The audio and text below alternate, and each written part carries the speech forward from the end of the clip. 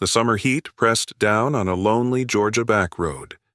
Edward Collins, a retired architect in his early 70s, leaned back in the driver's seat of his navy blue Cadillac. He drummed his fingers against the steering wheel, staring at the lifeless tire sagging flat on the gravel shoulder. The Cadillac, polished to a mirror shine, seemed out of place against the dusty fields. Edward sighed heavily. He wasn't used to this. His life had been one of control, blueprints, deadlines, and grand projects that reached into the sky. He had built towers, yet here he was, stranded by something as small as a nail in the road. He tried his phone again. No bars. His jaw tightened. Just as the silence pressed in, a figure appeared in the distance.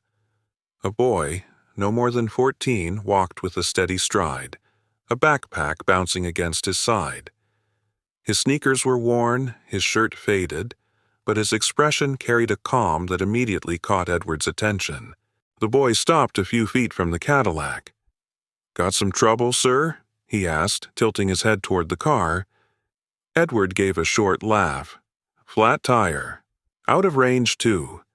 Seems like I picked the wrong road today." The boy's eyes flicked to the wheel, then back to Edward. "I can help you with that," he said confidently. "Do you have a spare?" Edward hesitated. He wasn't used to being the one who needed help. Still, he gestured toward the trunk. "In there." Within moments, the boy had the trunk open, the tools laid out neatly on the ground. He knelt, loosened the bolts, and slipped the jack into place. His movements weren't rushed, but they carried a rhythm, practiced, assured. Edward found himself watching more closely than he expected. How does a kid his age know how to do this so easily? The boy stood, brushing dirt from his hands. "All done." Edward blinked. "Just like that?" "Just like that," the boy replied with a grin. Edward reached for his wallet, pulling out a crisp bill. "Here, for your time." But the boy stepped back, shaking his head. "No, sir, I don't need anything. My uncle says if you can help, you should. That's enough." He picked up his backpack, gave a polite nod, and walked away, leaving Edward speechless on the roadside. That evening, Edward sat alone in his modern house on the edge of town. The marble counters gleamed under recessed lights. A painting worth thousands hung on the wall. Yet the silence pressed in harder than ever. His dinner, salmon, asparagus, a glass of red wine, sat untouched. Instead, his mind replayed the moment on the road. The boy's dusty sneakers, the confident smile, the way he refused the money without hesitation. Edward muttered to himself, almost annoyed. Who turns down money these days? But deep inside, it wasn't annoyance. It was unsettling admiration. For decades, every handshake Edward had known carried conditions, deals, investments, favors. But this boy, this stranger, had done something rare. He had given freely. Edward leaned back in his leather chair, staring at the untouched meal. For the first time in years, his wealth felt meaningless. The next morning, Edward couldn't shake the urge to find him. He drove back along the same stretch of road, stopping at gas stations, diners, even a small auto shop. Each time he asked, "Have you seen a boy, maybe 14, dark hair, carries a backpack?" Most shrugged. Some shook their heads. Hours passed. Finally, at a small-town grocery counter, a woman with kind eyes leaned forward. "Sounds like Noah," she said. "Lives with his mama over in Cedar Grove. He's always helping folks around here. Fixing bikes, carrying groceries, things like that."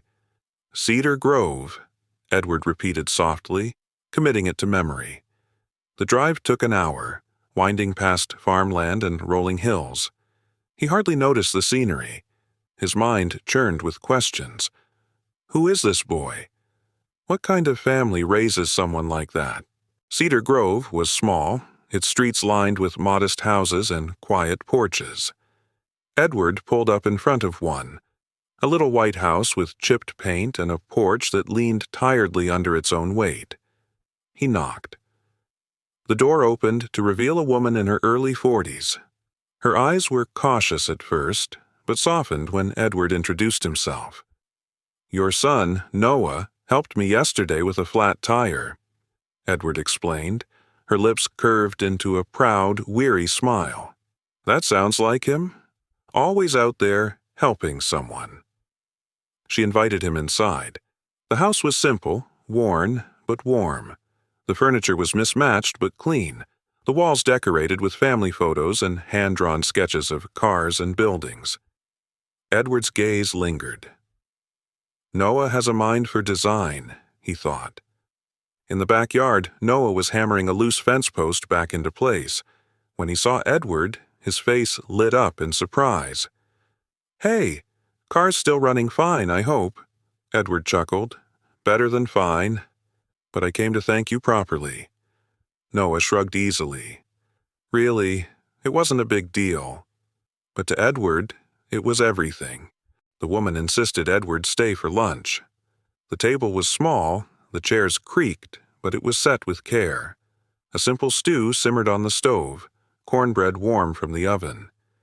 Edward, in his tailored shirt, felt oddly out of place as he sat down. Yet as Noah spoke, about his school projects, his dream of becoming an engineer, his love for fixing things, Edward felt drawn in. Noah's mother shared stories, too, about the community, about neighbors helping neighbors when storms hit or when money ran low. There was a pride in her voice, even though the walls around them showed years of wear. Edward realized something quietly painful. For all his wealth, his own dining table had been empty for years. His mansion, though spotless, was cold. This humble kitchen radiated more life than he'd felt in decades. In the weeks that followed, Edward found himself returning again and again. He brought workers to fix the sagging porch, repair the leaky roof, repaint the walls. At first, Noah's mother protested. "We've made do all this time, we don't need charity." Edward shook his head gently. "This isn't charity. It's gratitude. You reminded me of what matters." Meanwhile, Noah hovered near the workers, his eyes wide with curiosity. He asked about measurements, tools, and blueprints. One carpenter let him measure wood planks, another showed him how to hold a hammer properly. Edward watched quietly, a smile tugging at his lips. He saw in Noah the same spark he had once carried, the spark that had pushed him to design buildings that touched the sky. Only this time, the spark wasn't about ambition. It was about heart.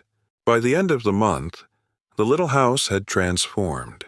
The porch was solid, the roof gleamed, the walls shone with fresh paint.